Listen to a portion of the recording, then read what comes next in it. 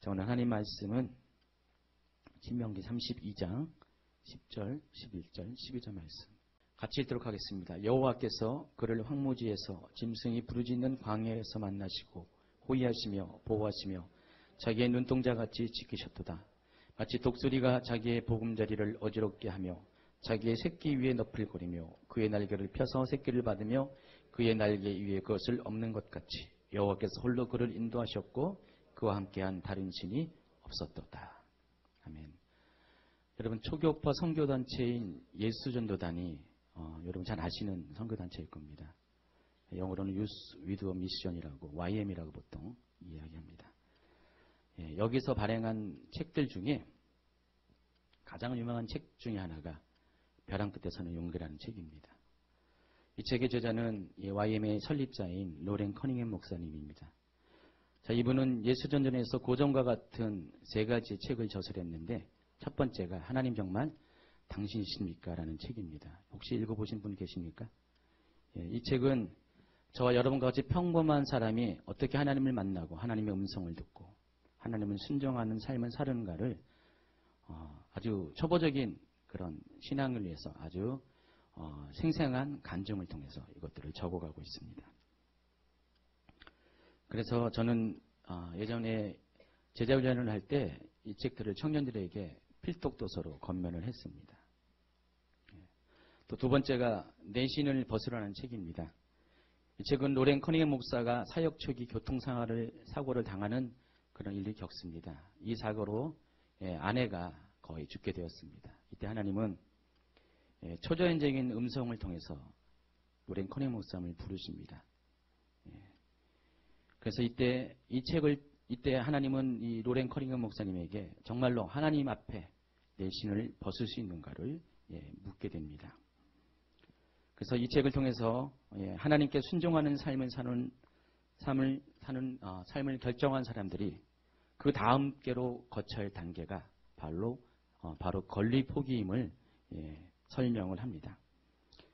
그래서 이제 하나님 음성을 듣는 사람이 두 번째로 걸어야 할 단계는 바로 내 삶의 주인이 하나님인 것을 인정하고 그리고 그분 앞에 자신의 권리를 내어놓는 것, 이것이 두 번째로 거쳐야 할 단계입니다. 여러분, 출애굽기 3장에는요 모세가 하나님을 만나는 장면이 나옵니다. 하나님의 산 호렙에서 떨기나무 가운데, 불타는 떨기나무 가운데 그곳에 임재하신 하나님을 모세는 대면하게 됩니다. 그때 5절에서 하나님은 모세에게 이렇게 말씀하십니다. 내가 선 곳은 거룩한 땅이니 내 발에서 신을 벗으라. 여러분, 신을 벗는다는 것은 아무 때나 아무 상황에나 벗는 것이 아닙니다. 이 신을 벗는다는 것은 주인 앞에서 종이 행하는 행위입니다. 그래서 내가 당신의 권위 안에 복종합니다. 당신의 뜻에 순종합니다. 라는 뜻으로 이 신을 벗게 됩니다. 그래서 우리가 하나님 앞에 신을 벗는다는 것도 같은 의미입니다. 하나님 앞에 모든 권리가 하나님께 속해 있음을 인정하고 자신의 권리를 하나님께 내어드리는 것이 신을 벗는다는 행위입니다. 그래서 우리가 하나님의 음성을 들은 다음에는 반드시 이러한 관계를 거쳐야 됩니다. 세 번째 책이 벼랑 끝에 서는 용기입니다. 이 책에는 특별히 부제가 있습니다. 믿음과 재정의 끝없는 삶의 모험이라는 부제가 있습니다. 책 제목에서 알 수 있듯이 하나님은 여러분의 믿음을 온전케 하기 위해서 재정이라는 도구를 사용하십니다.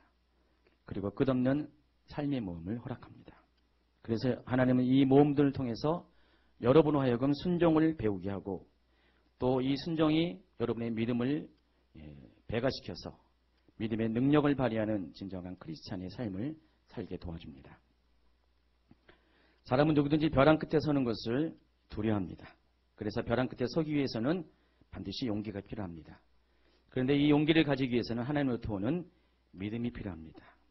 여러분, 내 자신을 믿는 것이 용기가 아니라 바로 하나님을 믿는 것이 진정한 용기라는 것입니다. 그래서 이 믿음이 여러분의 하여금 순종을 만들어낼 때 여러분은 벼랑 끝이라도 어느 곳이라도 담대히 설 수 있게 되는 것입니다.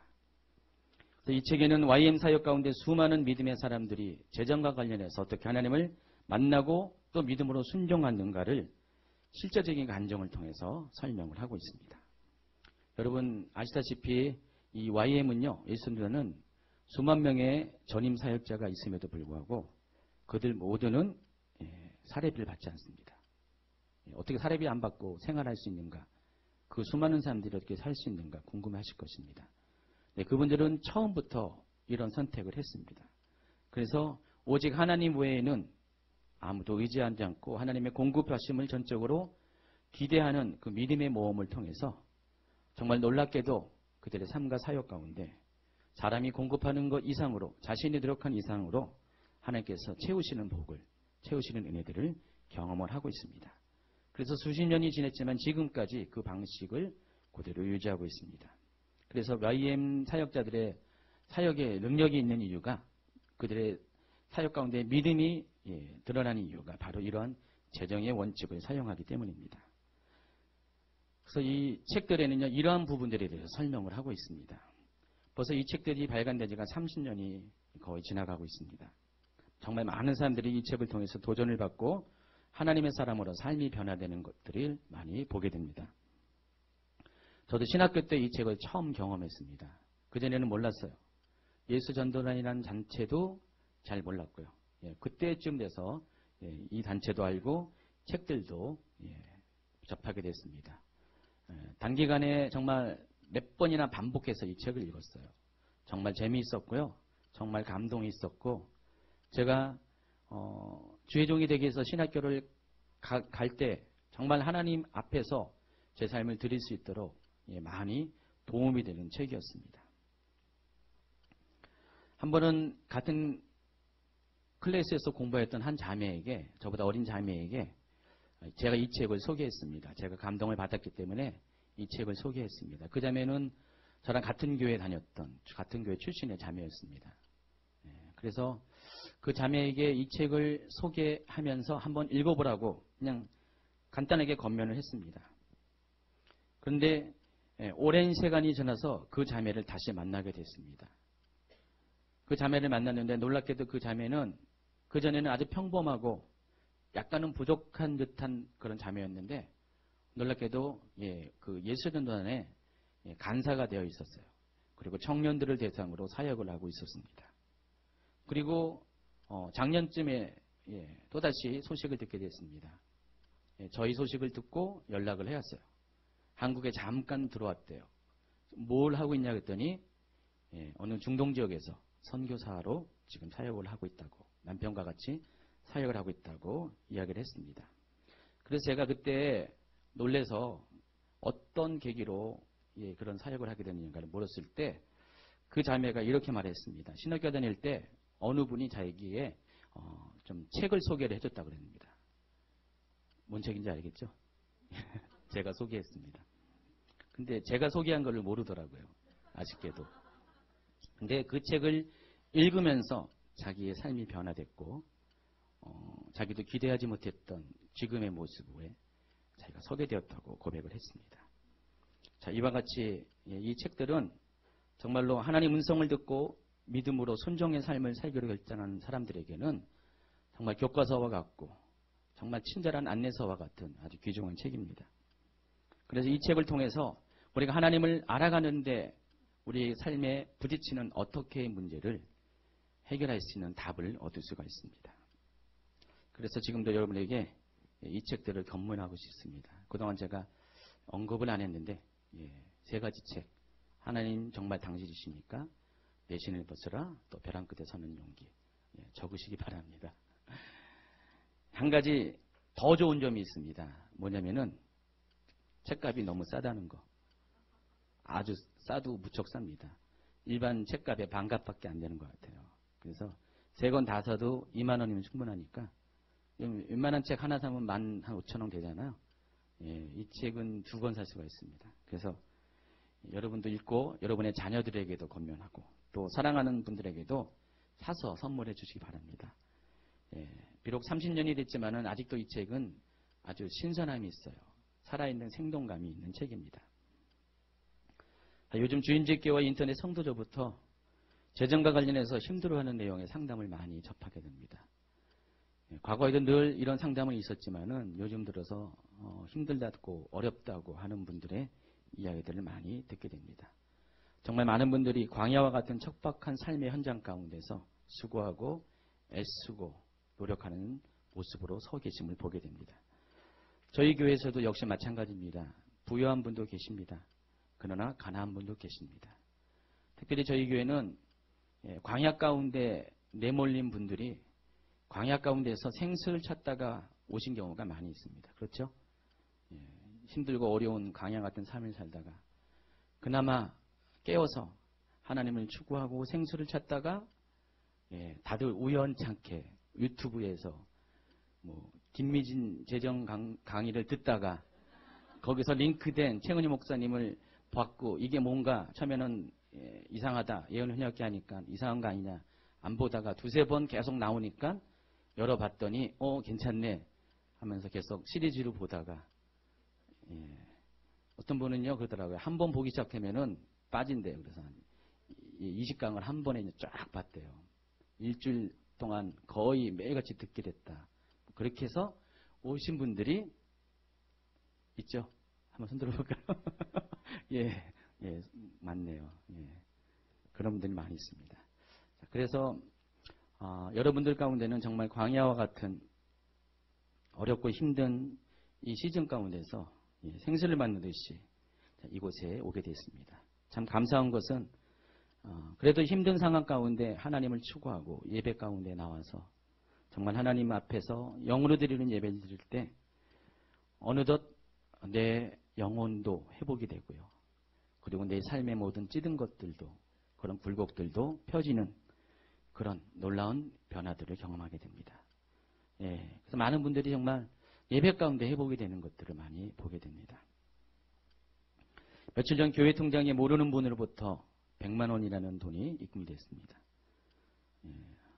웬떡이야 아닙니다. 저희 교회는 이제 늘 이런 일이 많이 있어요. 누군지도 모르는 분한테 이렇게 재정이 많이 공급됩니다. 그래서 저희 교회 재정의 3분의 1은 외부에서 보내주신 건데 그 중에 절반은 모르는 분이에요. 저도요. 이름도 모르고 성도 모르고 또 이름을 알려줘도 그분이 누군지는 몰라요. 전화번호도 모릅니다. 그냥 보냅니다. 100만 원이 딱 입금됐습니다. 그럼 몇 분 뒤에 문자가 왔습니다. 보내신 분이 문자를 보낸 것이에요. 그래서 이 돈을 보내게 된 간증을 하는 것입니다. 그 내용은 다음과 같습니다. 자, 이분은 지난 기름부음학교 2강, 오늘 오후에 기름부음 하게 하잖아요. 9강째 하고 있습니다. 격주로 하니까 어떻게 됩니까? 14주 전 정도 되겠죠. 그때 이 기름부음학교 2강을 듣고 헌금을 하기로 결단을 해서 보냈다고 그랬습니다. 그래서 제가 기름부음학교 2강에 뭔 내용이 있는가 생각을 해봤어요. 아무리 생각해도 잘 생각이 떠오르지 않습니다. 그런데 옆에 최은영 목사님이 생각을 떠올렸습니다. 그때 강의를 본인이 했다고 그럽니다. 저희는 이렇게 돌아가면서 하잖아요, 강의를. 그때 본인이 했고, 그때 당시 강의 전에, 앞전에 뭐가 있었냐면은, 재정에 관한 그런 얘기를 한 20, 30분 동안을 했었어요. 저는 최은영 목사님이 한 번도 설교 중에 성도들에게 재정에 대해서 얘기한 적이 없었거든요. 헌금을 하라는 얘기를 한 번도 본 적이 없습니다. 물론 저도 잘 안 합니다. 그런데 그날 생각도 못했던 그런 얘기를 막 하는 거예요. 그것도 20분, 30분 아주 강하게. 그래서 속으로는 저가 그랬나? 그렇게 생각을 했습니다. 왜 저런 말을 계속 하지? 그런데 나중에 알고 보니까 하나님께서 너무나 강력하게 그 말을 하기를 원하셨어요. 강의를 진행하려는데 강의가 진행이 안 되는 거예요. 그 말을 꼭 하고 하라고. 실제적으로 하나님께서 그때 그 말씀을 통해서 많은 사람들에게 어떤 결단하는 계기를 주셨어요. 인생을, 삶을 결단하는 계기를 주셨습니다. 어쨌든 그 일로 인해서 하나님께서 많은 분들을 만지셨고요. 그리고 이후에 많은 간증들을 들었어요. 여기도 이제 그 간증을 하신 분들이 몇 분 계십니다. 바로 그런 내용이었습니다. 그런 내용이 그 강의 중에 좀 있었습니다. 이분이 그 얘기를 듣고 자기도 똑같이 결단을 하고 어려운 중에 헌금을 한다고 보내왔습니다. 계속해서 그분이 보낸 문자를 소개합니다. 그분은 교회 집사님이라고 했습니다. 어느 지방에 있는 집사님인데 어느 날 실수로 술을 먹고 곤란한 일이 생겨서 경찰서로 가게 됐습니다. 그로 인해서 벌금을 받게 되었다고 합니다. 실은 돈이 없고 힘들어서 술을 먹고 실수해서 경찰서에 갔는데 오히려 엎친 데 덮친 격으로 벌금까지 물게 되는 그런 상황에 처하게 됐습니다. 너무나 힘들었고 정말 죽고 싶을 정도로 그것을 결심할 정도로 힘든 상황이 되었다고 합니다. 그런 중에 기름 부음 학교를 강의를 들었게 됐나 봐요. 그리고 결단을 하게 됐습니다. 그리고 빚을 내어서 돈을 송금을 했습니다. 이 내용을 읽으면서 제 마음에 적지 않은 부담이 찾아왔습니다. 이분이 어려운 중에 이 돈을 헌금하는데 이것을 받는 제 입장에서는 돌려주고 싶은 마음이 많았어요. 너무 힘들고 빚을 내서 이거 한다는 게 저에게는 좀 많이 받는 저로서도 부담이 되었습니다. 이분에게 이 돈은 정말 힘들고 어려운 상황 가운데 목숨과도 같은 그런 돈이었습니다. 그래서 그 돈을 보내온 분의 처한 상황과 마음을 생각해 보니 정말 저도 힘들어지더라고요. 오늘 설교 제목처럼 지금 이분은 벼랑 끝에서 100만 원을 보내온 것입니다. 벼랑 끝에서 지금 송금을 한 것이죠. 그러나 감사한 것은 어찌되었든 그분에게는 벼랑 끝에서 용기를 가졌다는 것입니다. 믿음을 가졌고 또 믿음으로 순종을 했다는 것입니다. 신명기 8장 2절과 3절에는 이런 말씀이 있습니다. 내 하나님 여호와께서 이 40년 동안에 내게 광야길을 얻게 하신 것을 기억하라. 이는 너를 낮추시며 너를 시험하사 내 마음이 어떠한지 그 명령을 지키는지 지키지 않는지 알려 하심이라. 너를 낮추시며 너를 줄이게 하시며 또 너도 알지 못하며 내 열조도 알지 못하던 만나를 내게 먹이신 것은 사람이 떡으로만 사는 것이 아니요 여호와의 입에서 나오는 모든 말씀으로 사는 줄을 내가 알게 하려 하심이니라. 여러분, 하나님을 따르는 사람들은 반드시 광야를 통과해야 됩니다.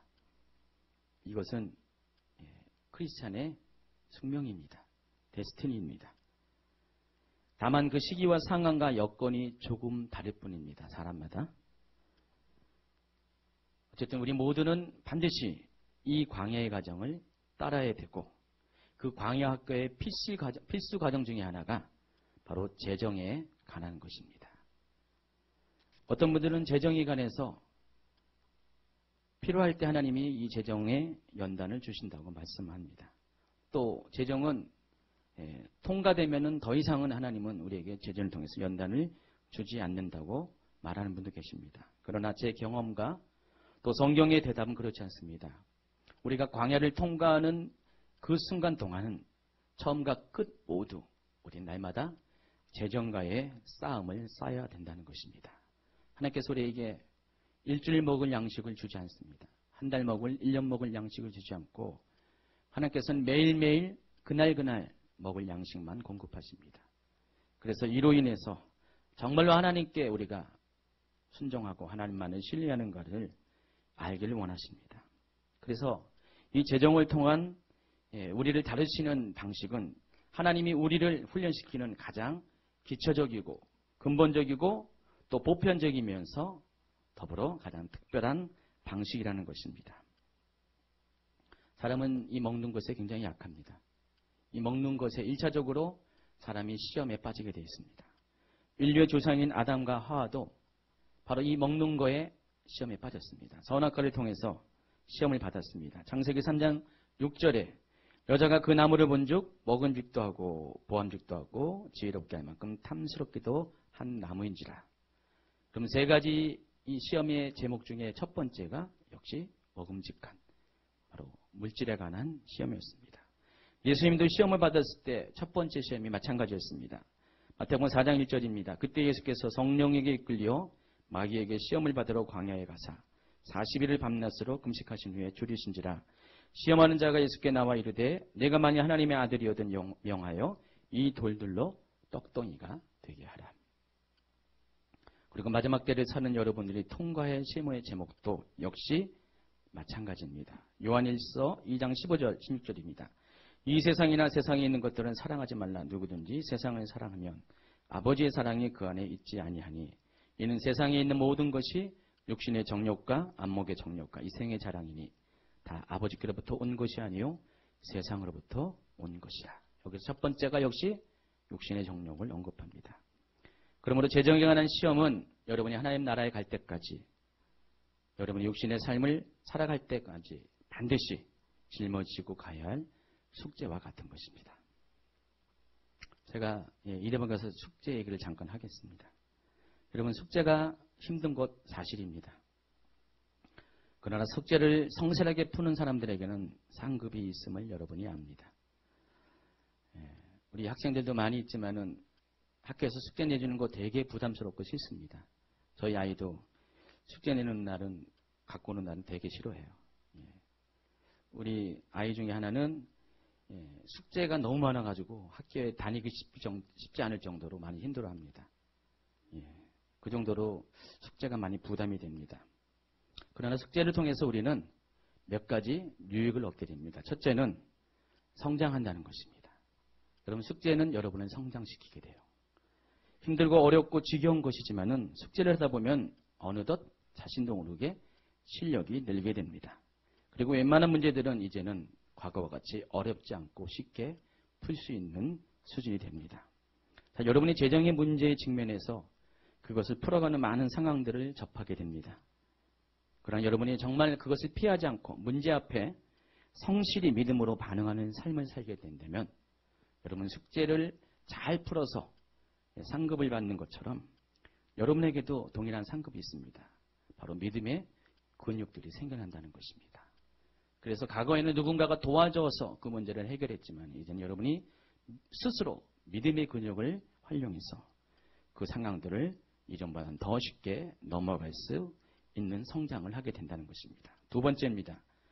그 문제들을 풀어가는 과정에서 우리는 하나님과 더욱 친밀해지게 됩니다. 저는 개인적으로 이런 경험들을 좀 해봤습니다. 저 역시 재정과 관련해서 많은 인생의 숙제를 가지고 살아왔습니다. 아마 제가 철들 무렵부터 항상 저는 이 돈에 관해서 부족함을 느끼고요. 돈 때문에 어려움을 많이 느끼며 살아왔습니다. 고등학교, 중고등학교 다닐 때도 그렇고 대학교 다닐 때도 그랬습니다. 그래서 저는 20대 초반부터 직장 생활을 해야 됐습니다. 그래서 20대 초반에 저는 대학교를 다니다가 1학기만 다니고 휴학을 했어요. 그 이유가 돈이 없어서 휴학을 했습니다. 제가 쌍둥이거든요. 쌍둥이인데 비밀입니까? 다 아시죠? 쌍둥이인데 똑같이 학교를 들어갔어요. 똑같이 학교 들어갔는데 형은 1학기 때 공부를 좀 해가지고요. 장학금을 받았어요. 저는 못 받았어요. 실은 1학기 들어가자마자 전 알바를 해야 되는 상황이었기 때문에 이런저런 바빴어요. 공부도 못했지만. 그래서 장학금을 못 받았습니다. 그러다 보니까 장학금 받은 사람에게 좀만 보태면은 등록을 하니까 모든 곳이 다 그쪽으로 몰리게 돼 있어요. 저는 아주 조용히 스스로 휴학을 선택을 했습니다. 부담을 안 주기 위해서. 그리고 군대를 빨리 갔습니다. 제가 정말 남들보다 한 1년 빨리 군대를 간 것 같아요. 군대를 가서 자원해서 군대를 가서 제대로 했습니다. 그래서 군대 갔다 오면은 좀 살림이 필 줄 알았는데 갔다 왔더니 더욱 어려워졌어요. 완전히 집이 다 망했습니다. 망해가지고 제가 거처할 방도 없을 정도로 망해버렸습니다. 그러다 보니까 곧바로 해야 될 것이 돈을 버는 일이었어요. 그래서 취직을 했습니다. 하면은 이런저런 알바 같은 일도 했고요. 하나님이 은혜를 베푸셔서 고정적인 일을 주셔가지고요. 직장을 이제 얻게 됐습니다. 그래서 23살부터 저는 직장 생활을 해서 제가 전임 사역을 하게 될 때까지 19년 동안을 한 직장만 다녔어요. 한 직장을 다녔습니다. 그런데 직장 생활을 하면서도 돈 문제가 해결이 안 되더라고요. 아무리 제가 노력을 해도 성실하게 살려고 해도 이 돈의 문제, 부채의 문제는 해결이 안 됐습니다. 그래서 저한테는 그게 숙제였어요. 어떻게 하면 이 숙제를 해결하는가 고민이 많았던 시기들을 살게 됐습니다. 제가 언젠가는 주경야덕하며 반대로 또 주동야격하며 제가 이제 학업과 직장을 병행을 했고요. 그리고 하나님께서 저를 부르셔서 신학교에 가게 됐고요. 신학교를 졸업한 다음에 전도사 사역을 했습니다. 그런데 그때도 직장을 놓지 못했어요. 제 평생 소원은 이 직장을 언제 내려놓는가 그거였습니다. 그랬는데 직장은 역시 내려놓을 수 없습니다. 그때 당시만 해도 제가 부양해야 될 가족들이 많았습니다. 뭐 저희 식구도 그렇고 저희 부모님도 생활을 책임져야 되는 상황이기 때문에 직장을 내려놓는다는 것이 쉽지 않았습니다. 다른 동기분들은 목사가 되고 개척을 하고 그래서 뭐 마음껏 사역을 펴가고 있는데 저는 만년 전도사. 제가 전도 생활을 무려 13년을 했습니다. 제가 가르치던 제자가 목사가 됐는데 저는 아직도 전도사였고요. 그랬어요. 마음에 힘들고 어려운 시절을 보냈습니다. 그때 최은영 목사님 옆에서 언제 직장 내려놓고 전임 사역할 것인가 저를 아주 조금 다그쳤습니다. 저를 사랑해서 그랬죠. 뭐 저도 마음은 더 크죠. 오히려 더 큰데 그런 상황이 안 됐어요. 숙제가 있었습니다. 그때 어느 날 최은영 목사님이 환상을 봤습니다. 강의 중에 나오는 얘기입니다. 환상을 봤는데 제가 기도 중에 껌껌한 데서 홀로 기도하고 있었는데 근데 자세히 보니까 제 등을 누르고 있는 큰 바위돌 같은 그런 돌이 있었다고 합니다. 그래서 제가 기도하면서 그 바위돌을 지고 기도를 하고 있는데 그 기도의 내용이 그런 것이었다고 합니다. 하나님 주의 일을 위해서 헌신하고 싶고 전적으로 사역하고 싶은데 하나님 도와달라고 나 불쌍히 여겨달라고 하면서 그런 기도를 하고 있는 것을 환상 가운데 보여줬다고 그랬습니다. 그래서 그때부터 저에게 더 이상 얘기하지 않고 저희를 위해서 중보해줬다고 그랬습니다. 정말 하나님은 참 감사하죠. 그걸 통해서 제 마음을 제가 다 설명할 수 없지만은 환상을 통해서 제 마음을 전하기 위해서 저를 이해하고 중보자로 더 세워주셔서 감사드립니다. 환상 가운데 제 모습은 정말 맞는 모습입니다. 그런데 최 목사님이 환상 가운데 미처 깨닫지 못한 것이 알지 못한 것이 하나가 있는데 물론 저거 힘들고 어렵습니다. 숙제 때문에 매우 난감했습니다. 그러나 그로 인해서 저는 한 가지 유익이 있었는데 그것은 하나님과 더욱 친밀해졌다는 것입니다. 제가 숙제를 풀기 위해서 어쨌든 하나님을 요청하고 하나님의 도움을 구하고 하나님의 얼굴을 구하고 하나님의 이름을 불렀을 때 정말 하나님은 때때로 먹이시고 입히시고 응답하시고 보호하시는 그런 경험들을 하게 하셨습니다. 그러면서 조금씩 하나님에 대한 신뢰가 축적이 되었어요. 아까 첫 번째 얘기한 것처럼 저도 모르게 믿음의 근육들이 생겨나게 됐습니다. 제가 뭐 그때까지만 해도 대단한 영적인 체험은 없어도 늘 언제나 하나님에 대한 신뢰만큼은 남달랐습니다. 정말로 하나님을 이렇게 신뢰했어요. 하나님에 대해서 그런 신뢰가 컸습니다. 그런데 어느 날 하나님은 그런 저를 벼랑 끝에 내모게 했습니다. 지금까지도 힘들었는데 이 숙제 풀기 힘들었는데 정말로 직면하고 싶지 않은 상황들 가운데 감당할 수 없는 상황 가운데 저를 몰아넣습니다. 지금부터 10수년 전의 일이었습니다. 물론 1차적으로 제 잘못이겠죠. 그러나 제 잘못으로 치기에는 너무나 상황이 너무 가혹했어요. 힘들었어요. 그래서 이 숙제 때문에 그때 많이 힘들었습니다. 근데 감사한 것은요. 그 상황 가운데 하나님께서 오히려 제게 결단을 하게 했습니다. 대부분의 사람들은 아마 그때 하나님 원망할 수밖에 없고 손을 놓을 수밖에 없었을 텐데 저는 오히려 그때 하나님께서 남겨진 것을 통해서 하나님 앞에 회개하게 하고 감사하게 하는 예물을 드리게 했습니다. 정말 그때 그 돈이 저에게는 큰 돈이었어요. 제가 그때는 뭐 갈 집도 없었고요. 뭐 기댈 언덕도 없었어요. 근데 그런 상황 가운데 하나님께서 그 재정 중에 많은 부분을 하나님께 회개하는 목적으로 감사하는 목적으로 예물을 드리겠습니다. 그런데 그때부터 제 마음이 후련해지기 시작하는 거예요. 마음에 누르고 있던 그 짐들이 벗어지면서 갑자기 숙제가 해방되는 그런 느낌을 받았습니다. 실은 그때부터 제가 하나님 앞에 본격적으로 훈련을 받고 또 하나님이 원하시는 그런 모습으로 만들어가는 과정을 받게 됐습니다. 저는 늘 생각했습니다. 늘 재정적인 문제로 인해서 숙제가 많았기 때문에 하나님은 나에게 재정의 훈련을 이미 다 시켰다, 통과했다고 생각을 했었는데, 근데 그것은 전반전에 불과했었어요. 실은 그 훈련의 목적은 한 성도로서, 하나님 앞에 한 성도로서 저를 훈련시키기가 목적이었고요. 그리고 이제 시작하는 훈련은 종으로서 하나님 저를 훈련시키기 위해서 그런 일을 허락을 하셨습니다. 바로 그 첫 번째가 저를 벼랑 끝에 모는 것이었어요. 벼랑 끝에 서 보니까 정말 처음엔 두렵습니다. 직면하고 싶지 않습니다. 그래서 그때 제가 원래 고향이 인천이기 때문에 인천에 쭉 살다가 그때 서울로 올라갔어요. 서울로 올라가면서 하나님은 그때부터 정말 서울에서 지금의 저와 최원야 목사님이 있을 수 있도록 여러 가지 훈련을 서울에서 시켰던 것 같아요.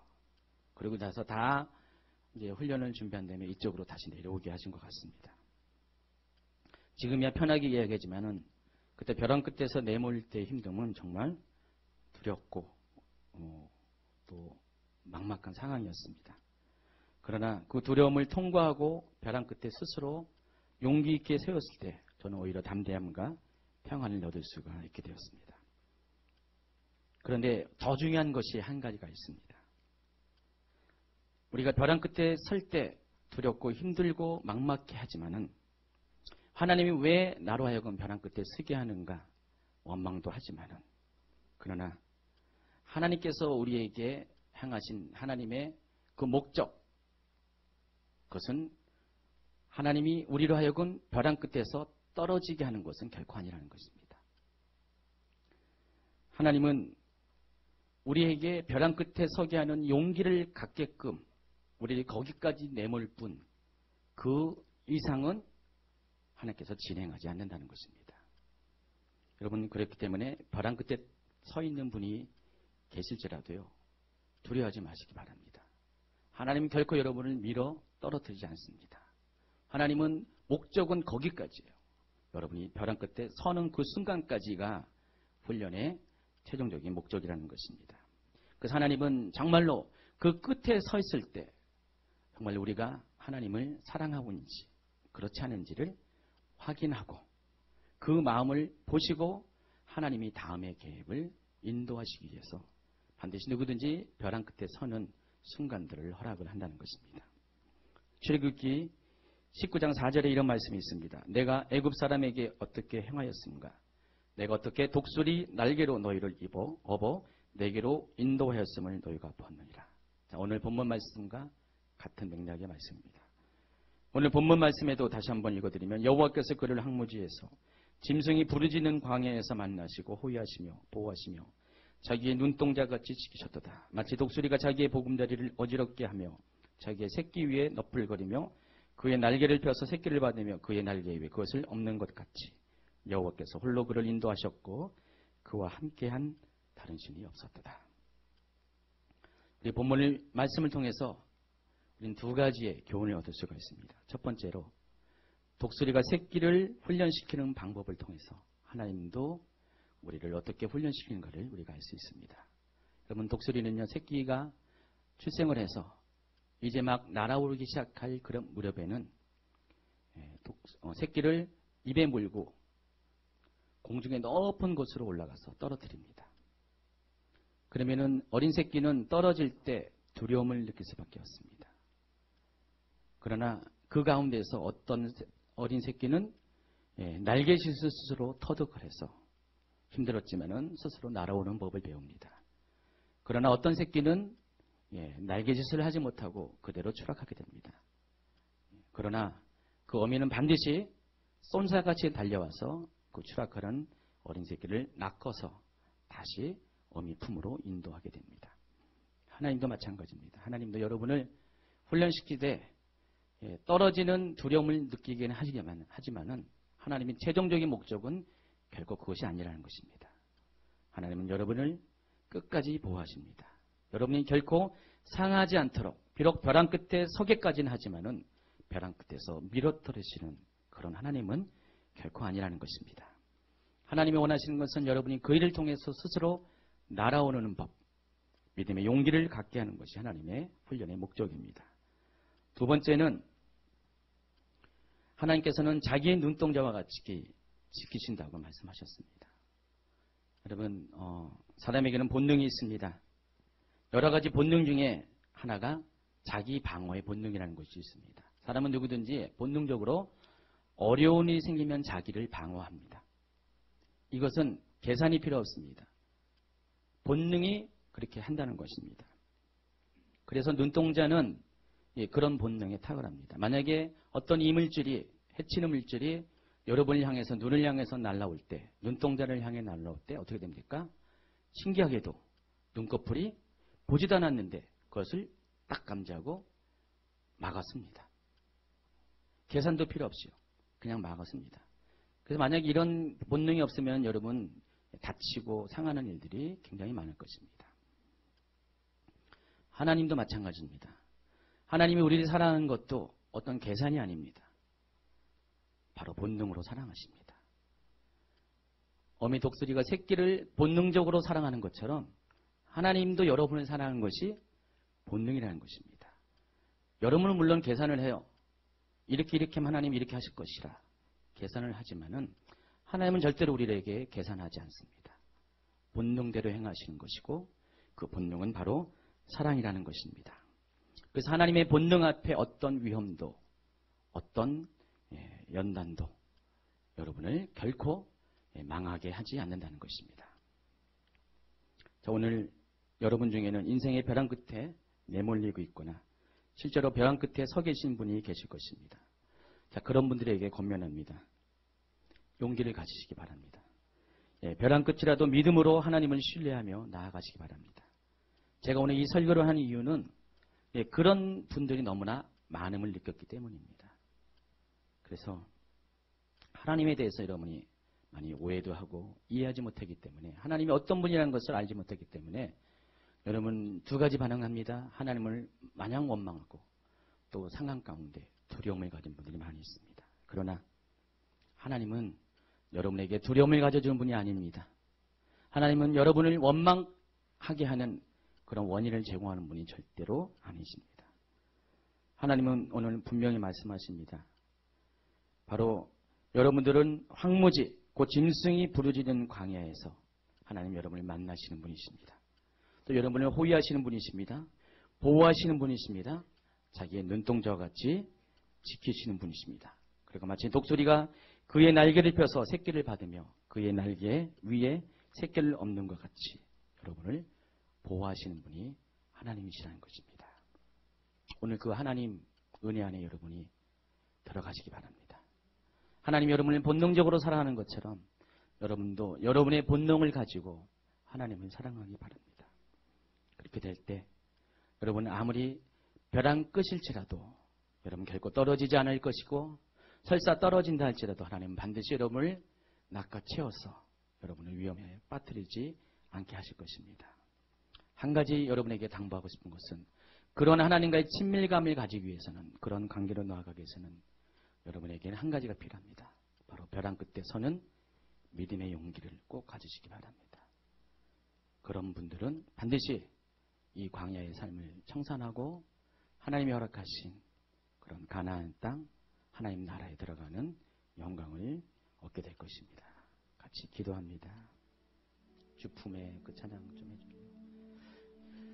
그러니까 이 찬양하면서 하나님께서 정말로 우리를 어떻게 품어주시고 사랑하시고 아니하는가를 한번 생각하고 묵상하는 시간 갖도록 하겠습니다. 주품에 품으소서 품으소서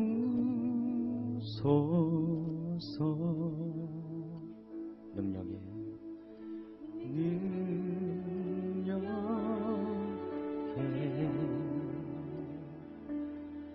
발로 덮으소서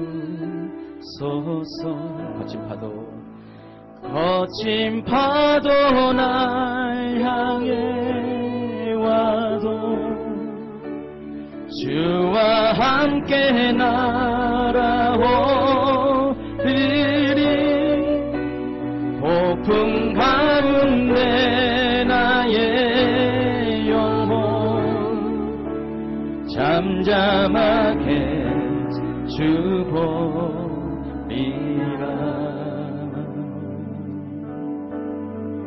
주님 안에 주님 안에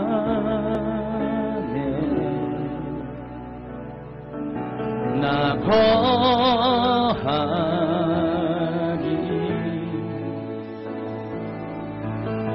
주 능력 나 잠잠히 믿네. 거친 파도 날 향해 와도 주와 함께 날아오르니. 폭풍 가운데 나의 영혼 잠잠하게 주 보리라. 거친 파도 날 향해 와도 주와 함께 날아오르리. 폭풍 가운데 나의 영혼 잠잠하게 주 보리라. 우리 자유롭게 하나님께 나아갑시다. 우리 중에 거친 파도와 같은 풍랑에 직면한 분들이 있습니까? 자신의 힘으로는 도저히 해결할 수 없는 삶의 무게와 숙제를 가지고 있는 분이 있습니까? 특별히 재정적인 어려움 속에서 정말로 이 생을 포기하고 싶을 정도로 힘든 시절을 보내는 분이 있습니까? 바로 그때야말로 지금 여러분이 벼랑 끝에 나아가는 용기를 선택할 시기입니다. 여러분께서 지금 그 용기를 선택할 때 하나님은 여러분을 거친 파도와 같은 광야의 삶에서 보호하시고 주품에 안겨주시는 은혜를 베풀어 주십니다. 이 시간에 여러분 기도하며 나아가세요. 주님, 내가 주님의 도우심이 필요합니다. 내가 주님이 주시는 믿음이 필요합니다. 나도 하나님 주님이 눈동자와 같이 나를 지키시는 은혜를 경험하길 원합니다. 거친 파도와 같은 이 세상을 단대히 이길 수 있도록 나를 용기와 믿음으로 세워주시옵소서. 우리 기도하며 나아갑시다. 폭풍 가운데 나의 영혼 잠잠하게 주 보리라. 거친 파도 날 향해 와도 주와 함께 날아오르니. 폭풍 가운데 나의 영혼 잠잠하게 주 보리라. 하나님, 우리를 긍휼히 여겨주시옵소서. 하나님의 도우심이 아니면은 나 홀로 인생의 이 무게들을 풀어나갈 수 없음을 고백합니다. 삶의 곤고한 짐을 지고 있는 주의 사랑하는 성도들을 향하여 주님이 말씀하십니다.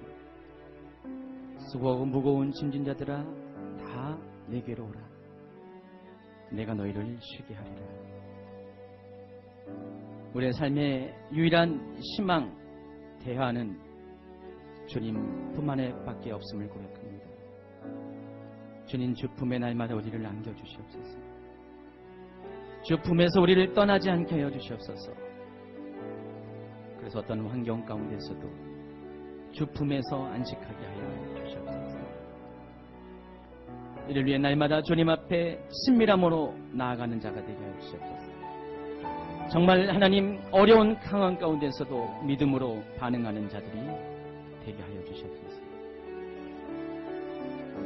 오늘 그렇게 결심한 죄 성도들을 축복하시고 오늘 말씀처럼 눈동자와 같이 저들 모두를 지키시는 은혜가 저들의 삶 가운데 날마다 경험되게 하여 주시옵소서. 예수님 이름으로 기도합니다.